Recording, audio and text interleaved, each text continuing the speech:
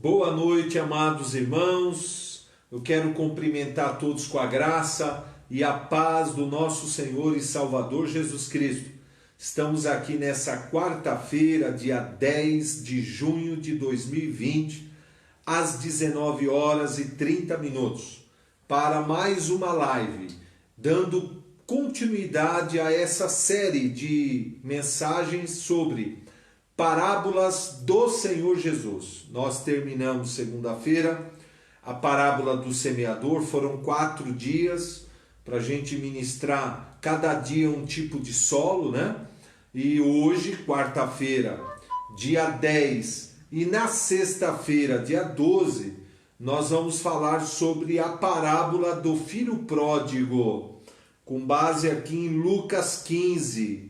Tá bom? Vai ser uma bênção essa mensagem. Tenho certeza, vai abençoar muito a sua vida. Quero que você participe, deixe aí comentários, perguntas, vamos interagir, vamos orar. Está aqui conosco a irmã Regiane, que vai fazer a tradução com as libras. E eu quero convidar os amados a fechar os seus olhos e nós vamos orar ao Senhor, vamos orar. Vamos falar com Deus nesta hora. Pai celestial, Pai querido, Pai glorioso, em nome do teu amado Filho Jesus, nós entramos na tua santa e gloriosa presença para te agradecer, Senhor, te agradecer pelo teu grande amor, te agradecer pela tua bondade, pela tua fidelidade, te agradecer, ó Deus, pela salvação em Cristo, pelo sangue de Cristo que foi derramado na cruz, te agradecer pelo teu Espírito que habita em nós e te agradecer pela tua palavra, pois a tua palavra é a verdade, Pai. E nós pedimos nessa noite de quarta-feira que o Senhor abençoe essa reunião, abençoe essa live, abençoe esse culto. Nós dedicamos isso ao Senhor Jesus, o adorando em espírito e em verdade, e pedimos que o Espírito Santo dê a cada um o espírito de revelação e de sabedoria, iluminando os olhos do coração, para que compreendam a tua palavra e por meio da tua palavra sejam edificados, renovados, curados e libertos. Nós oramos em nome de Jesus. Amém e amém. Glória a Deus. Como nós já avisamos os irmãos, né? Semana passada nós começamos uma série de mensagens sobre as parábolas do Senhor Jesus. E hoje nós vamos falar da segunda parábola, uma linda parábola, a parábola do filho pródigo, né? E eu vou ler essa parábola, que ela começa no capítulo 15 do Evangelho de Jesus segundo Lucas, versículo 11 em diante. Vou pedir que você abra a tua Bíblia e vamos acompanhar aí o texto. Lucas 15, do versículo 11 em diante. Continuou. Certo homem tinha 2 filhos. O mais moço deles disse ao pai: Pai, dá-me a parte dos bens que me cabe, e ele lhes repartiu os haveres. Passados não muitos dias, o filho mais moço, ajuntando tudo que era seu, partiu para uma terra distante, e lá dissipou todos os seus bens, vivendo dissolutamente. E depois de ter consumido tudo, sobreveio àquele país uma grande fome, e ele começou a passar necessidade. Então ele foi e se agregou a um dos cidadãos daquela terra, e este o mandou para os seus campos a guardar porcos, e ali desejava fartar-se das alfarrobas que os porcos comiam, mas ninguém lhe dava nada. Então, caindo em si, disse: Quantos trabalhadores de meu pai têm pão com fartura, e eu aqui morro de fome? Levantar-me-ei e irei ter com meu pai, e lhe direi: Pai, pequei contra o céu e diante de ti. Já não sou digno de ser chamado teu filho. Trata-me como um dos teus trabalhadores. e, levantando-se, foi para o seu pai. Vinha ele ainda longe, quando seu pai o avistou, e, compadecido dele, correndo, o abraçou e beijou. E o filho lhe disse: Pai, pequei contra o céu e diante de ti, já não sou digno de ser chamado teu filho. O pai, porém, disse aos seus servos: Trazei depressa a melhor roupa, vestiu, pondo-lhe anel no dedo, sandália nos pés. Trazei também, matai o novilho cevado, comamos e regozijamo-nos, porque este meu filho estava morto e reviveu, estava perdido e foi achado, e começaram a regozijar-se. Ora, o filho mais velho estivera no campo, e quando voltava, ao aproximar-se da casa, ouviu a música e as danças. Chamou um dos criados e perguntou-lhe o que era aquilo. E ele informou: Veio teu irmão, e o teu pai mandou matar o novilho cevado, porque o recuperou com saúde. Ele se indignou e não queria entrar. Saindo, porém, o pai procurava conciliá-lo. Mas ele respondeu a seu pai: Há tantos anos que te sirvo, sem jamais transgredir uma ordem tua, e nunca me deste um cabrito sequer para alegrar-me com os meus amigos. Vindo, porém, esse teu filho, que desperdiçou os teus bens com meretrizes, tu mandastes matar para ele o novilho cevado. Então lhe respondeu o pai: Meu filho, tu sempre estás comigo, e tudo que é meu é teu. Entretanto, era preciso que nos regozijássemos e nos alegrássemos, porque esse teu irmão estava morto e reviveu, estava perdido e foi achado. Aleluia!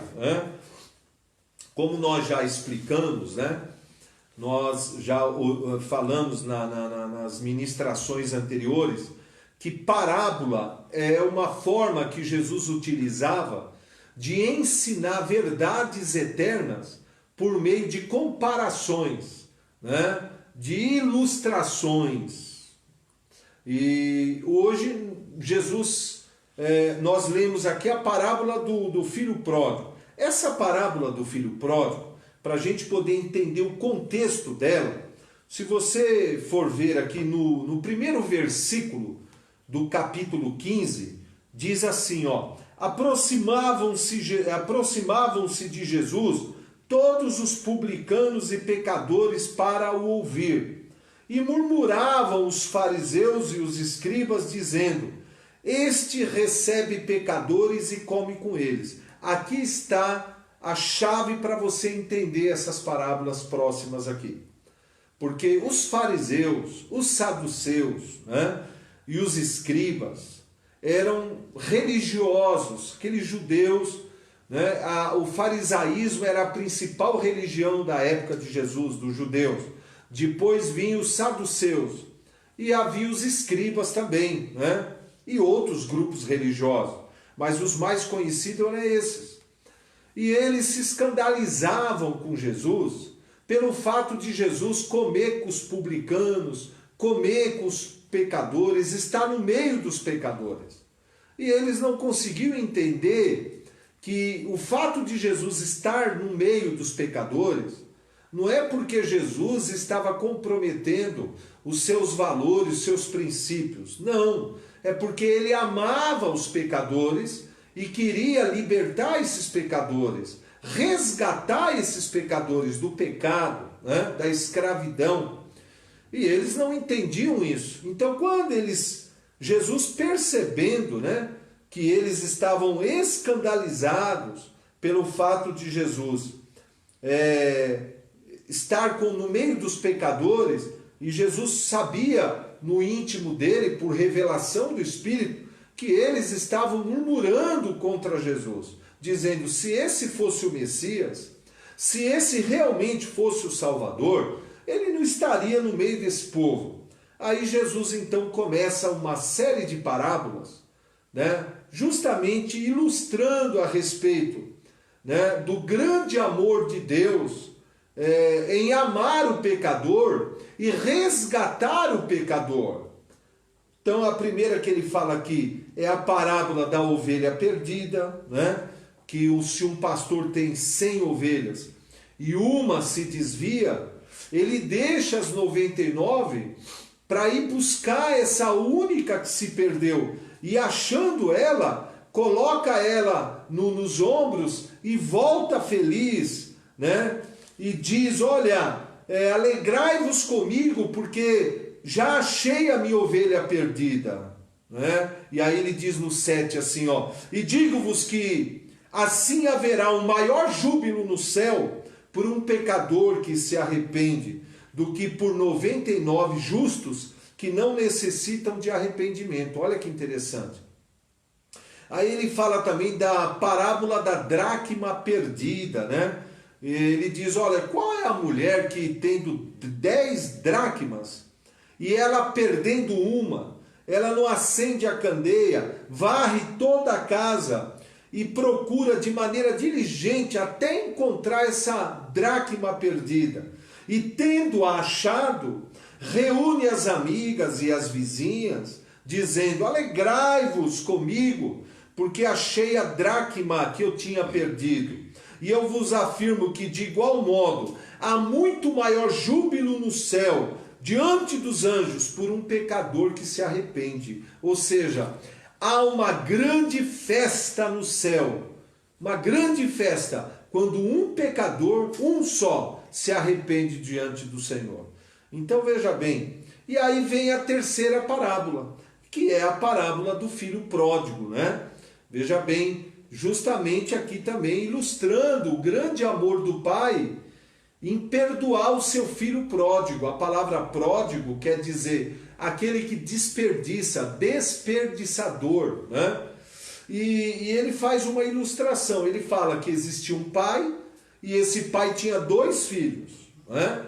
O mais moço pediu uma parte da herança e foi embora e gastou tudo no pecado. Esse mais novo, dentro desse contexto que eu expliquei, ele representa o gentil, aquele povo que não era judeu, né? E que era desprezado pelo povo judeu, entende? E havia o filho mais velho, que aí representa os religiosos. Quando o pródigo volta, que representa o gentil, o religioso, que representa o filho mais velho, que representa o fariseu, o saduceu, o escriba, né, fica escandalizado pelo fato do pai ter feito uma grande festa para receber o seu filho. E aí Jesus está ensinando para esse povo, fariseu, saduceu e os escribas, né, a respeito do grande amor e da misericórdia de Deus em acolher o pecador, né, em trazer de volta o pecador. Agora veja bem, vamos agora também aplicar essa parábola para um ensinamento para nós cristãos, também é legítimo. E hoje nós vamos falar, a partir dessa parábola, o tema é um pai, 2 filhos, 2 erros e 2 consequências. Vou repetir, um pai, 2 filhos, 2 erros e 2 consequências. Para nós aqui, esse pai bondoso, né, dono da fazenda, rico, representa a pessoa do nosso Deus, Pai Celestial. O filho mais novo representa o cristão pródigo, aquele que se desvia dos caminhos do Senhor, desperdiçador, aquele que se apostata e se desvia do caminho do Senhor Jesus. O filho mais velho representa aquele cristão zeloso, que está na igreja há 20, 30, 40 anos, mas ele é religioso. Ele tem nele um espírito de fariseu, né? E cada um desses 2 filhos, tanto o pródigo quanto o mais velho, cada um deles cometeram erros, cometeram falhas, que trouxeram para os 2 consequências ruins. E jamais nós devemos cair nesses erros. Tanto do mais novo, do pródigo, que nós vamos falar hoje, tanto do mais velho, né, que ficou com o pai, mas não desfrutava nada do pai. Aí nós vamos falar disso na sexta-feira, depois de amanhã, né? Vamos hoje falar do erro grave cometido pelo caçula, pelo filho mais novo, que é chamado aqui de filho pródigo. Como nós já falamos, a palavra pródigo quer dizer aquele que desperdiça, né? Então, veja bem, o que a gente aprende aqui nesse texto? Que esse filho mais novo, embora ele vivesse ali num lugar maravilhoso, na presença do pai, um pai generoso, vivia assim num padrão de vida muito bom, diz aqui que ele ficou entediado com aquela vida, aquela rotina ali do dia a dia, e ele tomou uma péssima decisão. Chegou para o pai e pediu para o pai: pai, eu quero receber a minha parte da herança, me dá a minha parte da herança. E ele pega o pai, mesmo com o coração apertado, mas o pai respeitando a decisão do filho, ele já era adulto, dá a parte da herança, que não foi pouca, né? Ele pegou essa parte e foi embora. E foi embora para uma terra distante, né? E o pai, muito entristecido e contrariado, ele respeita a decisão do filho e dá a parte da herança e observa tristemente o filho indo embora com toda aquela herança que ele recebeu do pai, né? E partiu para uma perigosa aventura. Então, qual é a primeira lição que a gente aprende aqui? Quero chamar a sua atenção. Deus, assim como esse pai, né, ele também respeita o nosso livre-arbítrio, porque ele nos criou a sua imagem e semelhança, e ele nos dotou com a capacidade de pensar, de raciocinar e de tomar decisões.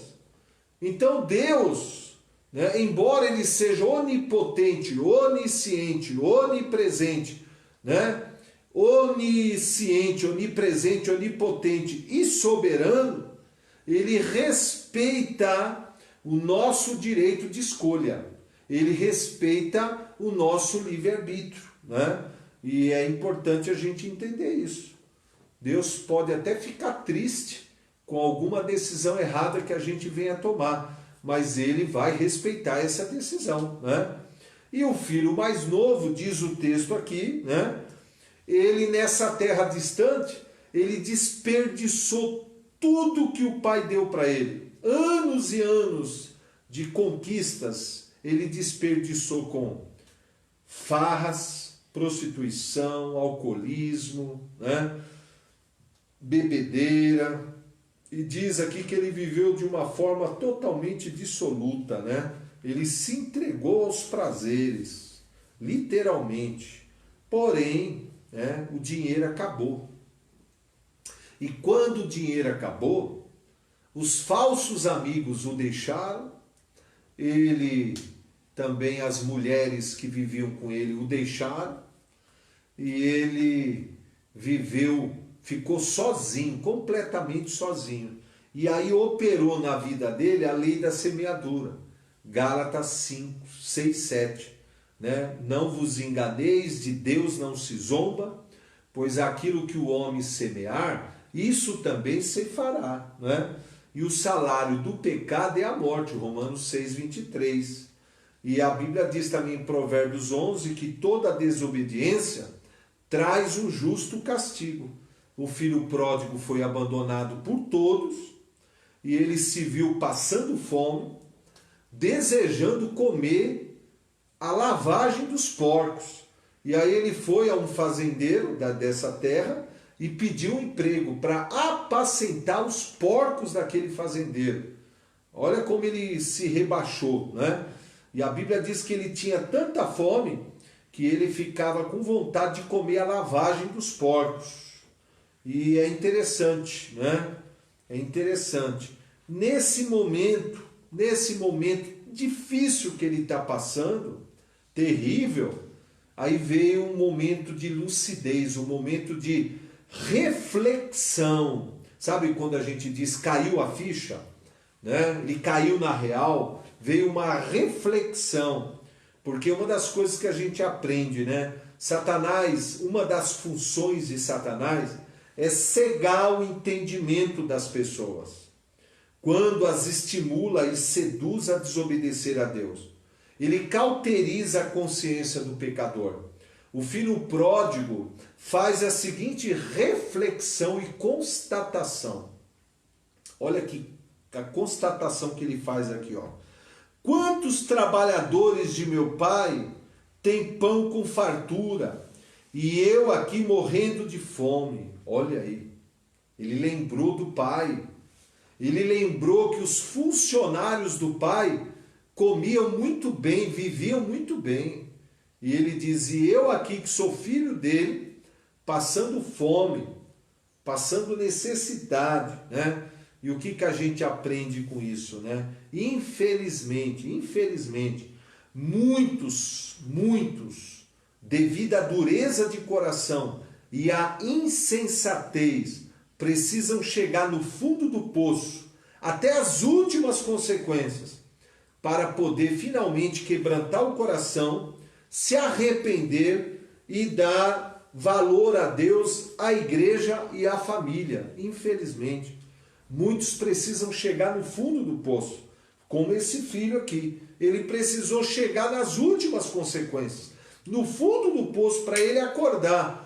E então, diante dessa reflexão e constatação, vem o arrependimento e uma firme decisão de voltar para o pai. Ele se arrependeu, né? Depois de sofrer muito. A gente não fala aqui, não fala quanto tempo levou, né? Desde o dia que ele saiu até o dia que ele decidiu voltar, mas foi o tempo suficiente para ele realmente, como diz o ditado, comer o pão que o diabo amassou, né? Ele chegou lá no fundo do poço, as últimas consequências. Então ele toma uma difícil, mas importante decisão. Ele diz, ó, levantar-me-ei e irei ter com o meu pai, e lhe direi, pai, pequei contra o céu e diante de ti, já não sou mais digno de ser chamado teu filho. Trata-me como um dos teus trabalhadores. Versículo 18 e 19, é de Lucas 15. Então foi essa decisão que ele tomou. E ele ajuntou o restinho de coisas que ele tinha e foi embora, né? Não sabemos quanto tempo demorou essa viagem, mas eu fico imaginando a ansiedade dele de chegar, né? E ali houve um emocionante reencontro, lindo reencontro com ele e o pai, né? Esse pai que o amava. Eu tenho certeza que durante todo esse tempo que ele permaneceu desviado, o pai nunca se esqueceu dele e o pai nunca deixou de orar. E essa é uma grande lição para mim e para você. Se o teu filho se desviou dos caminhos do Senhor, a tua filha, teu parente, não desista. Eu sei que você pode estar triste, desapontado, preocupado, mas faça como esse pai aqui, interceda, ore pelo filho pródigo, né? E aqui, interessante que quando ele avista o pai, e contam para o pai, ó, teu filho está vindo aí, teu filho mais novo. O pai sai ao encontro dele correndo também, os dois se abraçam, né, demoradamente. Que coisa linda, né? Que coisa linda. E aí ele chega para o pai, se ajoelha diante do pai e fala aquilo que ele já havia planejado. Pai, pequei contra o céu e pequei contra ti. Já não sou digno de ser chamado teu filho. Faze-me pelo menos como um empregado teu. Ou seja, ele pediu um emprego para o pai.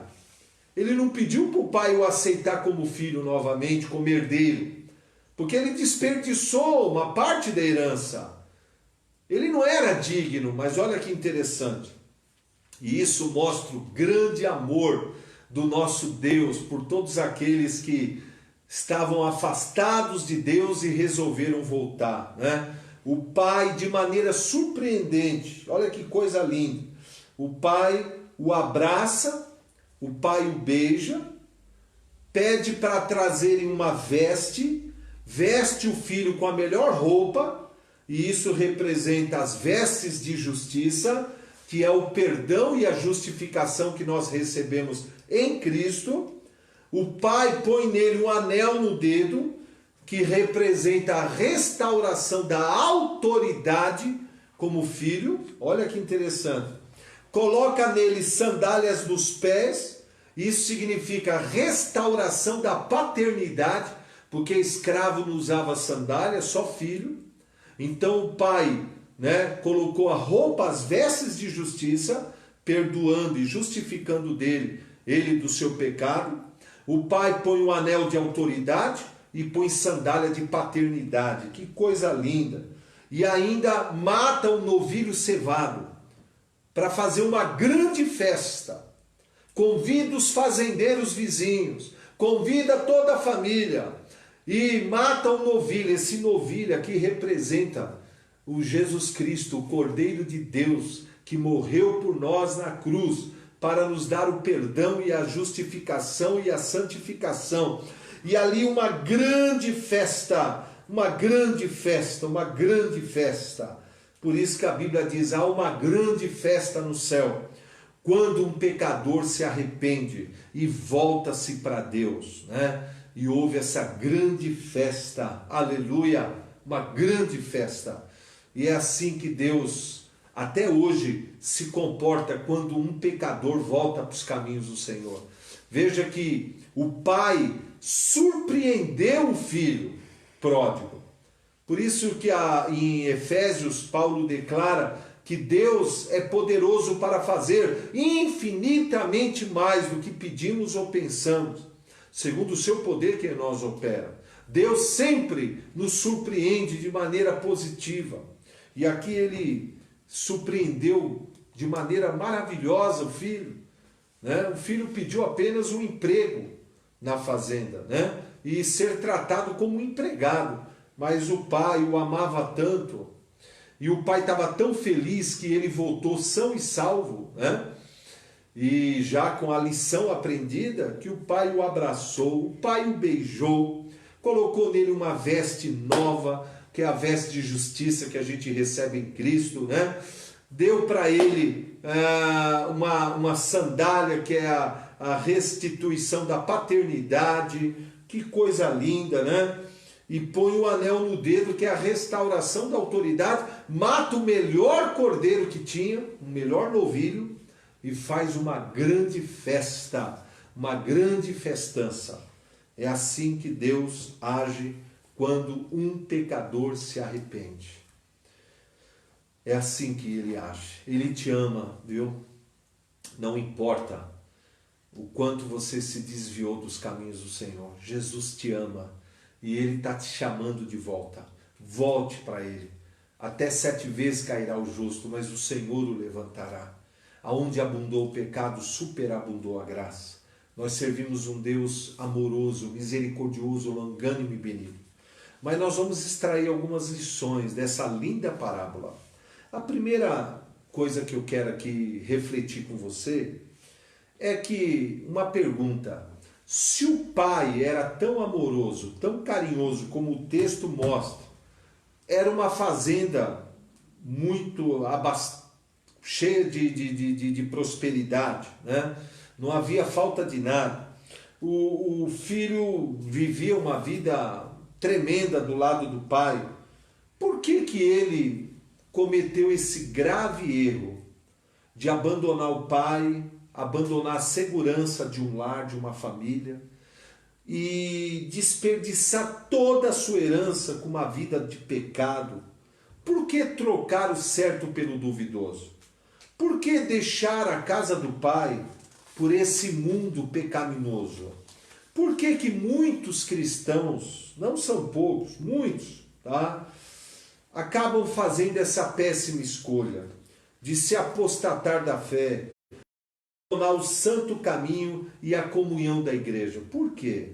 Você sabia que para cada um cristão dentro da igreja, tem 2 no mundo desviado? Para cada um tem 2 desviados.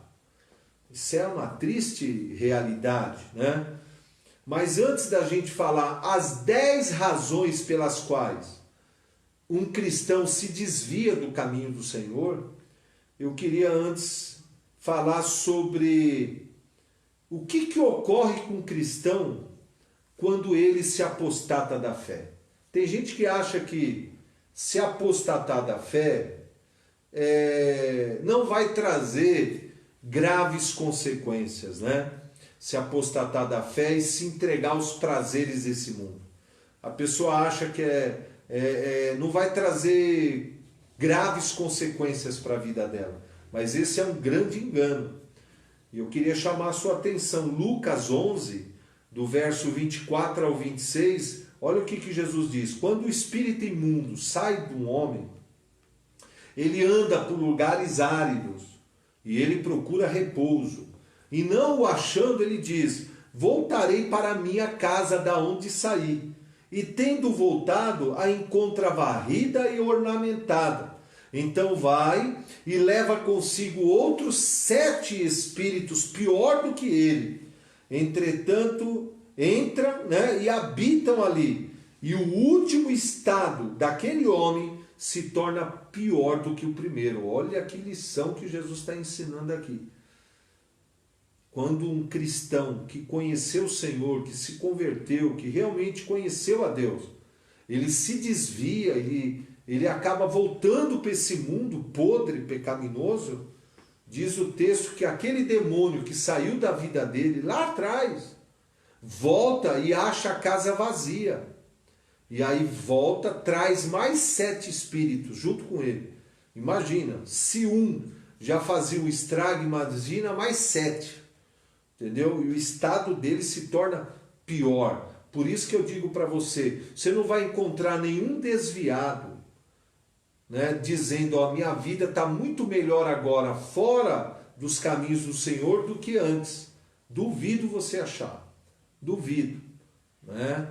Porque todos os desviados que eu conheço caíram em decadência. Decadência moral, decadência espiritual, decadência familiar. Porque realmente viver longe de Deus só vai trazer desgraça. O salário do pecado é a morte. Olha 2 Pedro 2, verso 20 e 22. Portanto, se depois de terem escapado das contaminações do mundo mediante o conhecimento do Senhor e Salvador Jesus Cristo, e se deixarem enredar de novo e são vencidos, tornou-se o último estado pior do que o primeiro. Pois melhor lhes fora nunca tivesse conhecido o caminho da justiça, do que após conhecê-lo, volverem-se para trás, apartando-se do santo mandamento que lhes fora dado. E com eles aconteceu o que diz certo adágio verdadeiro: o cão voltou para o seu próprio vômito, e a porca lavada voltou a revolver-se no lamaçal. Olha, é forte essa expressão. Pedro está dizendo que quando a gente, uma vez que nós fomos libertos, uma vez que nós nascemos de novo, uma vez que nós nos convertemos, uma vez que nós somos resgatados do império das trevas e transportados para o reino e voltamos para o mundo, é como se o cão estivesse comendo o próprio vômito e a porca que tomou um banho voltar a se envolver na lama. Isso é muito triste, Pedro faz essa comparação. E também Hebreus capítulo 6, verso 4 a 8 diz, olha o que diz: é impossível, pois, que aqueles que uma vez foram iluminados e provaram o dom celestial e se tornaram participantes do Espírito Santo e provaram a boa palavra de Deus e os poderes do mundo vindouro e caíram, sim, é impossível outra vez renová-los para o arrependimento, visto que de novo estão crucificando para si mesmo o Filho de Deus e colocando ele a ignominia, a vergonha. Olha o que ele está dizendo, Que quando uma pessoa que conheceu o Senhor, que conheceu o Espírito Santo, que conheceu os dons, que conheceu a palavra, volta para o mundão, volta a viver uma vida pecaminosa, entregue aos prazeres desse mundo, da carne, ele está crucificando novamente a Jesus e expondo Jesus à vergonha, à ignominia. E ele diz aqui que é muito difícil uma pessoa que conheceu tudo do Senhor e se afundou no pecado novamente, muito difícil voltar. Mas Deus te ama, Deus tem esse poder. Assim como o filho pródigo voltou, você também pode voltar. Agora, eu queria chamar a sua atenção, os 10 principais motivos que levam um cristão convertido a Cristo a abandonar a fé, abandonar a comunhão da igreja e voltar para esse mundão. Eu tenho 34 anos de vida cristã, dos quais 29 como pastor. Então a gente vai adquirindo muita experiência, muitas pessoas passam por nós, E a gente vai aprendendo com essas experiências muitas coisas. Então eu aprendi com o Espírito Santo, e eu vou falar aqui, que existem 10 principais razões que levam o cristão a se desviar do caminho do Senhor. A primeira razão, a falta de conhecimento acerca da verdade, da palavra de Deus. Oséias 4:6 é claro, meu povo perece por falta de entendimento. Isaías 5, do 13 ao 15, diz, meu povo está sendo destruído porque lhe falta o entendimento. Jesus também diz, errais não conhecendo as Escrituras e nem o poder de Deus. Por isso que a Bíblia é clara, nós somos libertos pelo conhecimento. E conhecereis a verdade vos libertará. E o Espírito Santo veio para nos guiar a toda a verdade. E é extremamente necessário, todo cristão, meditar e examinar as Escrituras para adquirir entendimento da palavra. Sem entendimento da palavra fica difícil, fica muito difícil. E infelizmente muitos acabaram se afastando e se desviando porque estavam dentro da igreja, mas ignorantes acerca da palavra de Deus, porque não lê a Bíblia, não examina as Escrituras, não busca. E nós precisamos buscar conhecimento revelado da palavra. Precisamos crescer na graça e no conhecimento do Senhor. A segunda razão, a falta de prática da palavra de Deus.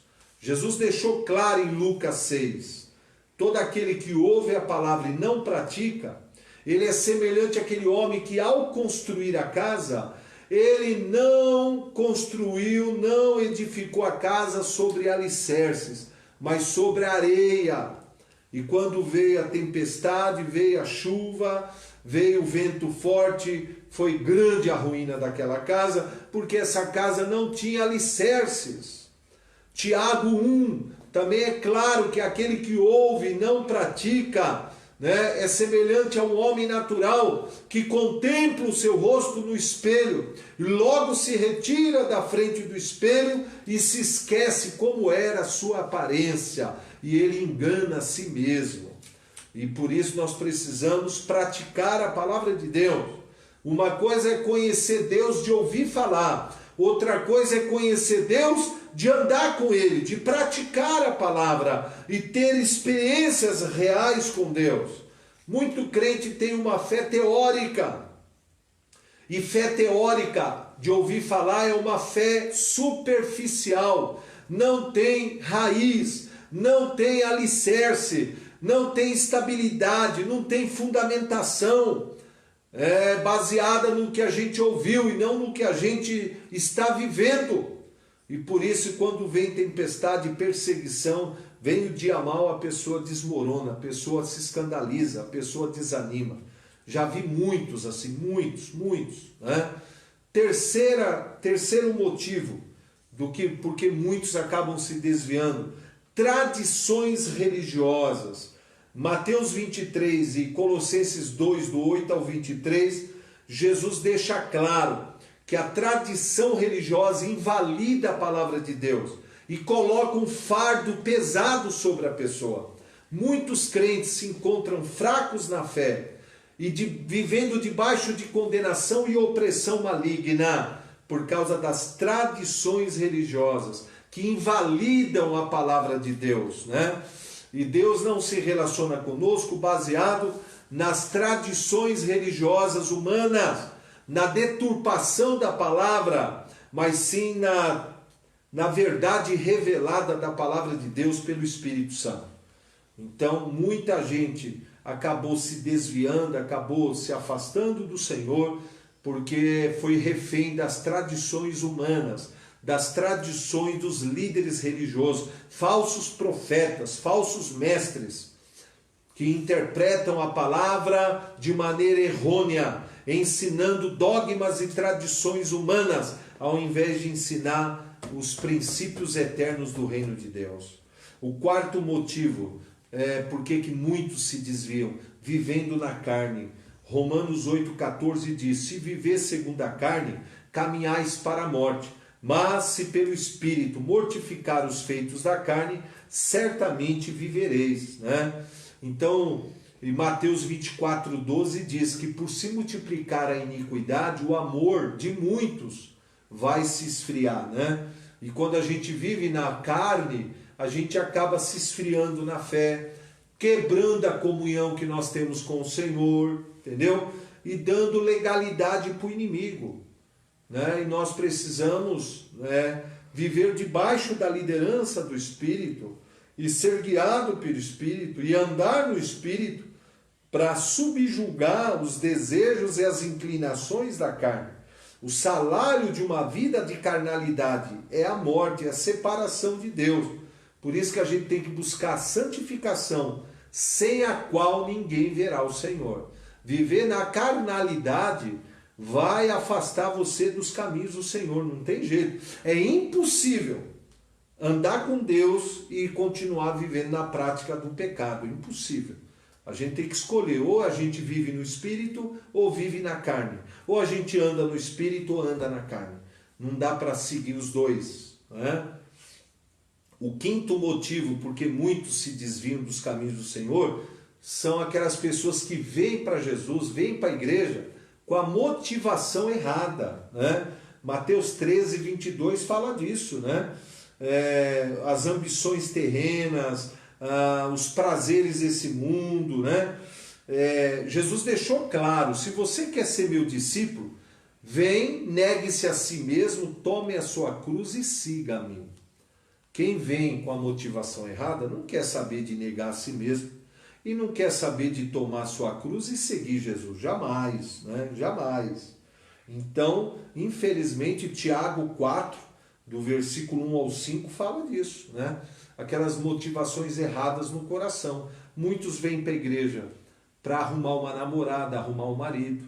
Muitos vêm na igreja para encontrar prosperidade material, ou apenas para resolver seus problemas, mas não se converteram de verdade ao Senhor. O coração não é inteiro diante do Senhor, e por isso que essas pessoas não permanecem. Já passaram por nós aqui centenas de pessoas assim, e uma vez que elas conseguiram o que elas queriam, elas abandonaram o Senhor, abandonaram a palavra, abandonaram os cultos, abandonaram a comunhão com a igreja, porque elas não queriam seguir a Cristo, elas queriam apenas receber uma dádiva, receber uma bênção. Infelizmente, Jesus curou 10 leprosos, diz o texto bíblico. 10. Só um voltou para agradecer, 9 sumiu. Imagina, olha a porcentagem de 10, só 10% voltou, que é um. E 9 seguiram os seus caminhos. Eu posso contar aqui dezenas de casos de pessoas que chegaram na igreja arrebentadas, destruídas, e nós ministramos ali, pessoas foram curadas, pessoas foram restauradas, houve milagres, houve mudanças, e essas pessoas sumiram, desapareceram, nunca mais voltaram. Infelizmente, há muitos assim. O sexto motivo porque muitos vêm e acabam se desviando é a falta de pastoreamento e cobertura espiritual. A Bíblia é clara em Efésios 4, do 11 ao 16, que Deus estabeleceu na igreja 5 dons ministeriais. O apóstolo, o profeta, o evangelista, os pastores e os mestres. E com que objetivo vê esses 5 ministérios? Para o aperfeiçoamento dos santos, para o desempenho do seu serviço e a edificação do corpo. A Bíblia é clara em Hebreus 13, 17. Sede submissa aos vossos pastores, pois velam por vossas almas, como aqueles que hão de prestar conta, e faça isso com alegria e não gemendo, porque isso não lhes aproveita. Né? Muitos cristãos acabam se enfraquecendo, se desviando, porque eles vêm para a igreja, mas eles não andam próximo do pastor. Ovelha tem que grudar no pastor. Tá? Se você for no campo observar, quanto mais próxima a ovelha caminhar do pastor, né, menor é a chance dela ser devorada pelos lobos. E há muitas ovelhas sendo devoradas por lobos, porque ela vem para a igreja, mas ela não anda debaixo de cobertura pastoral. Ela não anda debaixo de cobertura espiritual. E ela não se submete a um discipulado. Por isso ela não cresce, ela não se desenvolve. Né? E aí, para se afastar dos caminhos do Senhor, é rápido, é muito fácil. Né?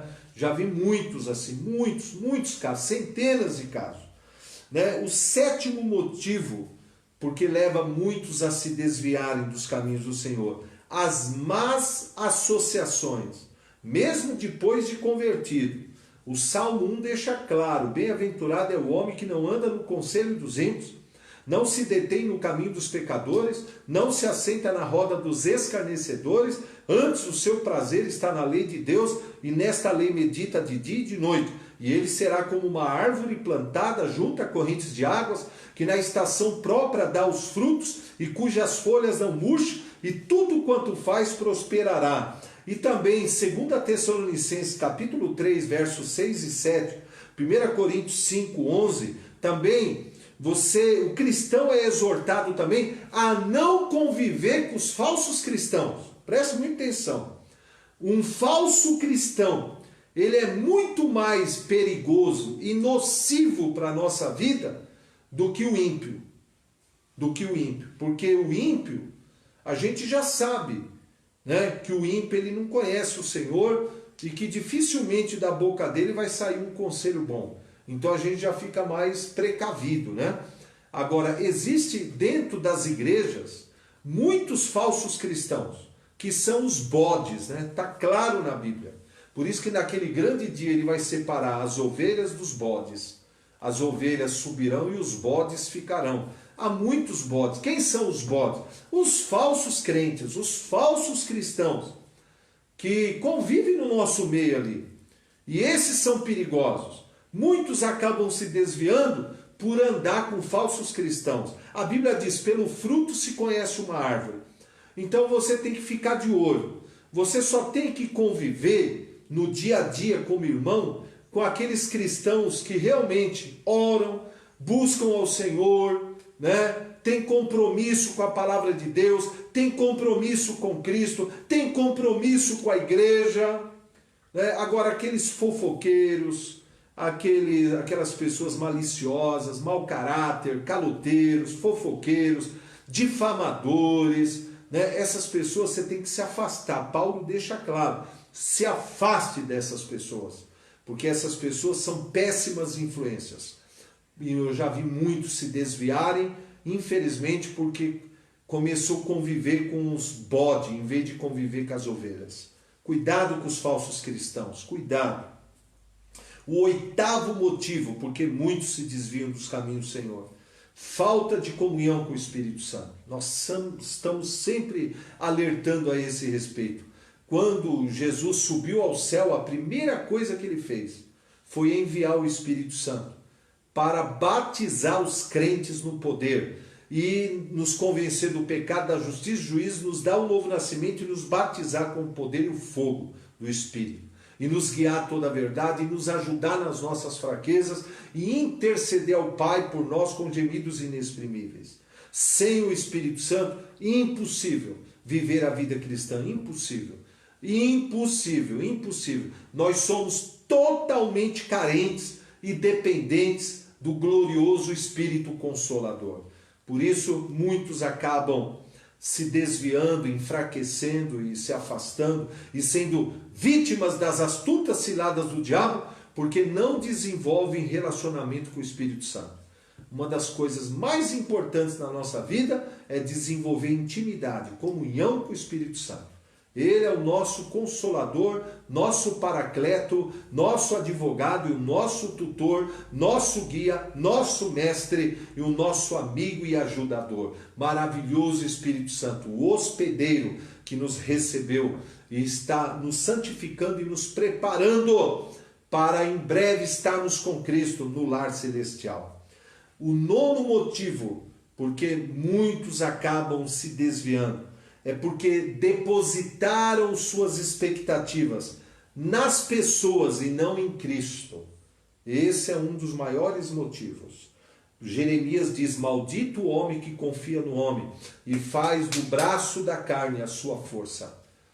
Nós temos que olhar para Jesus. Hebreus 12 está claro, tendo uma grande nuvem de testemunhas, né? Ele diz: desembaraçando de todo o peso, de todo o pecado que tenazmente nos assedia, corramos com perseverança para a carreira proposta, olhando para Jesus, o autor e consumador da nossa fé. Tem muita gente que se desviou porque colocou toda a sua confiança, toda a sua expectativa nos homens, não em Deus. Os homens são suscetíveis a falhas, a quedas e a decepcionar. Mas Jesus nunca vai falhar com você, Jesus nunca vai te decepcionar. Tira os seus olhos dos homens, coloca em Cristo. Não que a gente não possa ter referenciais, sim, mas quando uma pessoa falhar, não é motivo de você se escandalizar na fé. Isso é imaturidade. Ainda que todos caem, ainda que todos abandonem o Senhor, você ainda assim deve continuar confiando em Cristo, porque a falha está no ser humano, mas não em Deus. Amém? Aleluia. E o 10º motivo, porque muitos se desviam e se afastam dos caminhos do Senhor, é o isolamento. O isolamento enfraquece, mas a comunhão com os santos fortalece e faz a gente crescer em Deus. Deus não nos criou para viver isolado. Deus falou isso a respeito de Adão. Não é bom que você esteja só. E Deus não quer que a gente viva só. Ó, quão bom e quão suave é que os irmãos vivem em comunhão. Nós precisamos viver em comunhão, né? Por isso que a gente tem que frequentar os cultos. Tem culto na terça? Venha e esteja em comunhão. Tem célula na quinta, na sexta e no sábado? Vá na célula. Tem reunião de casal todo quarto domingo? Venha, domingo de manhã. Tem classe de doutrina todo domingo de manhã? Venha para a classe de doutrina. Tem culto domingo à noite? Venha para o culto, né? Tudo que a igreja ela realizar para promover a comunhão dos santos e a edificação da igreja, você tem que valorizar, você tem que aproveitar para o teu crescimento, para a tua edificação. Tem crente que cai numa terrível cilada do diabo. Eu já vi muitos dizendo assim: eu não vou na igreja, mas na minha casa eu oro, eu leio a Bíblia, eu ouço louvores. Não, é ótimo que você faça isso. Inclusive nessa quarentena é uma ótima oportunidade para a gente passar o dia orando, lendo a Bíblia, louvando. Só que só isso não basta. Se fosse assim, Deus não tinha criado a igreja. Cada um vai ser sua própria igreja na sua casa. Não. Deus criou a igreja, o corpo de Cristo, para se reunir. E nesse corpo de Cristo tem os 5 ministérios para ministrar na sua vida. O apóstolo, o profeta, o evangelista, o pastor e o mestre. Tem os dons, tem a unção, né, coletiva. Aonde a igreja está reunida, ali está a plenitude do poder, da unção e da sabedoria. Por isso a gente não deve se isolar. Você entendeu esses 10 motivos? Essas são as 10 razões, né? O porquê que muitos acabam se desviando. A falta de conhecimento da verdade, a falta de prática da palavra de Deus, as tradições religiosas dos homens, viver na carnalidade, motivações erradas, falta de pastoreamento e cobertura espiritual, más associações, principalmente com os falsos cristãos, os bode, falta de comunhão com o Espírito Santo, depositar suas expectativas nas pessoas e não em Cristo, e isolar-se do corpo de Cristo e viver isolado. Olha, entenda, se você evitar esses 10 erros, você jamais vai se desviar dos caminhos do Senhor. Você vai permanecer firme, porque a palavra diz, aquele que for fiel até a morte, dar-te-ei a coroa da vida. Aquele que perseverar até o fim, será salvo. Aleluia! Glória a Deus! Espero que essa palavra tenha sido bênção para a sua vida. Curta aí, dê um curtir, comente aí. Te gosta quando os irmãos comentam, a gente fica feliz quando os irmãos dizem, pastor, tem sido uma bênção. Essa é a nossa alegria, saber que essas lives, essas mensagens têm sido bênção na sua vida. E depois você compartilhe para que outros possam ouvir essa palavra. Amém? Glória a Deus. Eu quero orar agora pela tua vida, pela sua família e abençoar você, tá bom? Pai celestial, Pai glorioso, Pai bendito, eu quero aqui, Pai, te agradecer por essa oportunidade de ministrar e pregar a tua palavra. E a tua palavra é viva, a tua palavra é eficaz, ela não volta vazia, mas ela cumpre o seu propósito. Vivifica a tua palavra, Pai, nas mentes e nos corações dos teus filhos, abençoando, prosperando, fortalecendo e renovando. Pai, opera milagres nessa noite, cura os enfermos, liberta os cativos, levanta o caído, fortalece o fraco.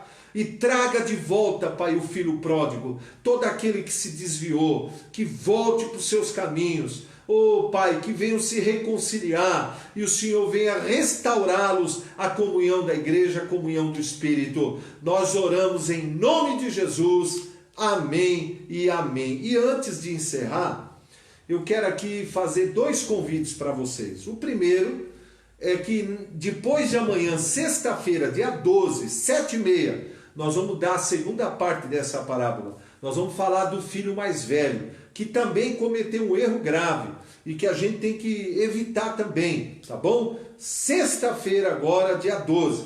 E no domingo, dia 14, às 6 da tarde, domingo, dia 14, às 6 da tarde, nós vamos tomar a ceia, é o culto de ceia, e vamos trazer uma palavra poderosa, os 3 níveis de relacionamento com Deus. Esse é o tema da mensagem de domingo. E nós vamos ministrar ceia, vai ter louvor, vai ter ceia, vai ter palavra, vai ter comunhão, vai ter oração, né? E eu gostaria muito que você convidasse sua família, convidasse os irmãos, e vamos participar maciçamente, né, dessa ceia. Você vai comprar o suco da uva, você vai comprar o pão, vai preparar tudo aí na sua sala com a sua família, vai reunir toda a família, né? E nós vamos cultuar a Deus juntos e participar da mesa do Senhor, tá bom? Que Deus abençoe grandemente a vida dos irmãos. Amo a todos, muita saudade. Deus abençoe.